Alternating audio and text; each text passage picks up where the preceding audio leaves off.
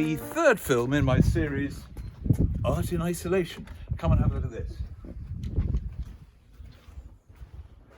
This is our barn, and a couple of people have asked me, and thank you incidentally for all of your wonderful responses and replies, but a couple of people have asked, well, they asked me two things. One, to shave, I've done that, but also to tell you a little bit more about where I am each time. This room is in fact a barn. A barn was very common for manor houses. Sometimes there were 3 or 4 outside. They were wash houses, as they were called, where the wash was made, which is very weak beer for the staff.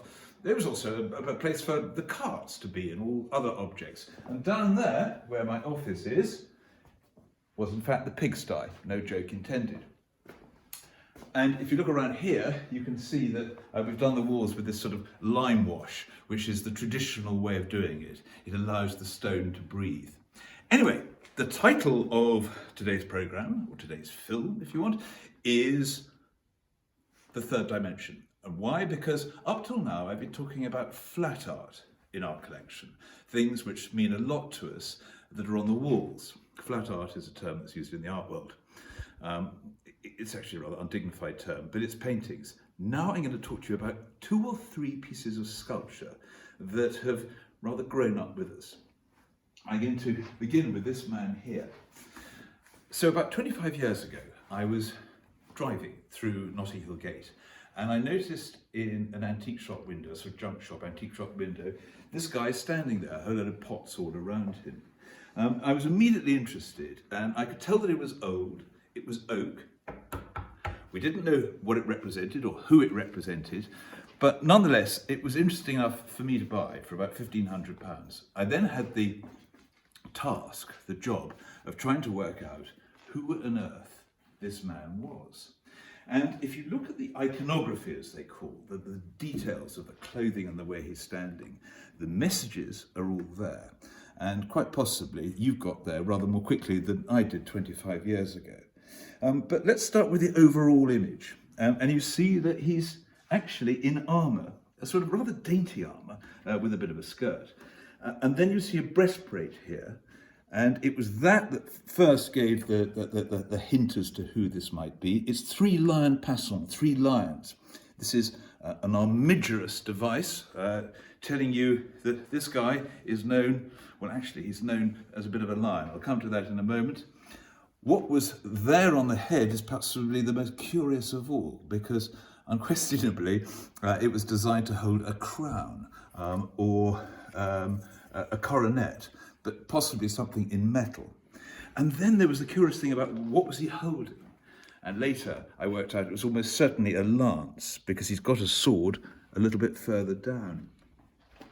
We're looking at an image of none other than Richard the Lionheart. Very appropriate for this house, because as you recall in the first programme, or the first film that I did, this goes back to the Domesday Book.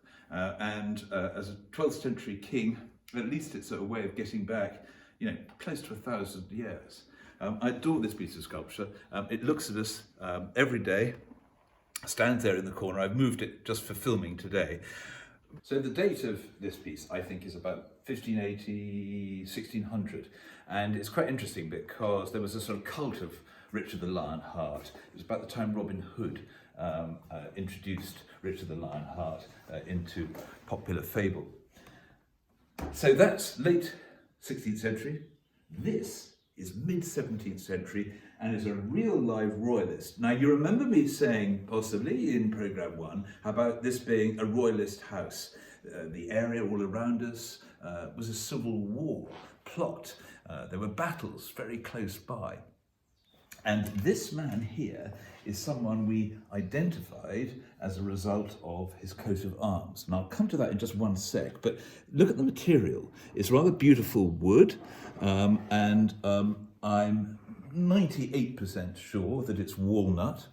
And then if you look at the back, this is very curious, there is a sort of cut-out, hewn-out area, which was clearly designed for something.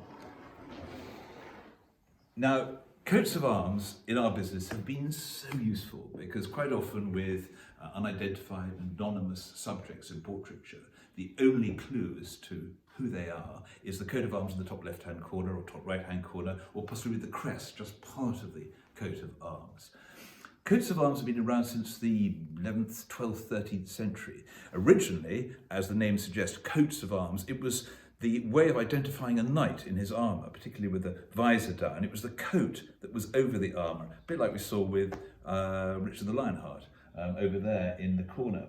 And as a result of being able to and we discussed it with the College of Heralds, being able to identify this one here with crosses and I can't remember what the heads are, but I think they're lion heads or cat heads. As a result of that, we were able to christen him. His name is Sir Dennis Strutt, and in 1642 he heroically defended Newcastle against the Scots and was knighted as a result, knighted virtually on the battlefield. This we think was done probably about 1660, and I think this was almost certainly for a relic of some kind. Gruesomely, it could have been part of his eviscerated body, it could have been, I don't know, a bone or what have you, or it might have been, I don't know, a book or a piece of jewellery, or an object associated with him. But thus it becomes almost a sort of devotional piece, and was almost certainly owned by the Strutt family.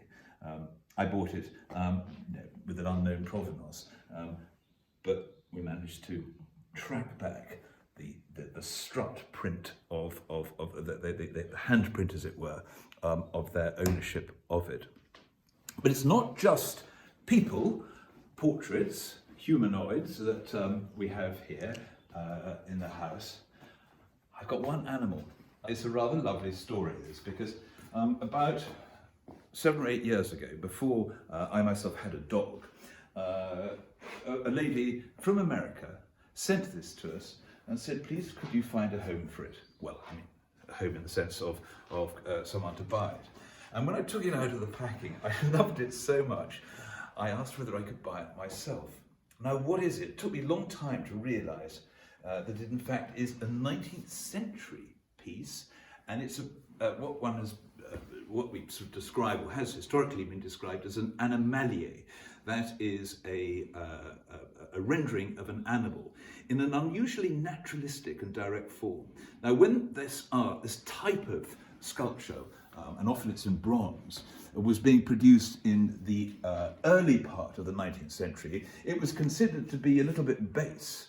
People thought, you can't use the great skills of the artist just to do animals. But in time it became highly fashionable. Towards the end of the late 19th century, everyone was doing it. In England, in fact, probably you could say the ultimate piece of Animalia are the lions, designed by Lancia in Trafalgar Square. But look at this, just how lovely it is. You know, you get a feeling of the weight of the body. You know, that's one thing that you get with dogs, and also good paintings of dogs, is the way they're almost sort of flattened into a rug. I put this rug on the table, I felt it looked rather good for it. It perhaps fights with it, a little bit decorative, who cares?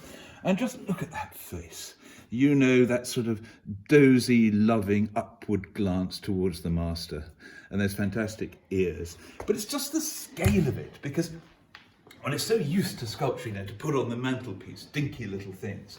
But what I loved about this particularly was just how chunk it was. It was like a great salmon that one has landed, you know, from the rivers of the unknown, in this case from America, but I think probably from France originally.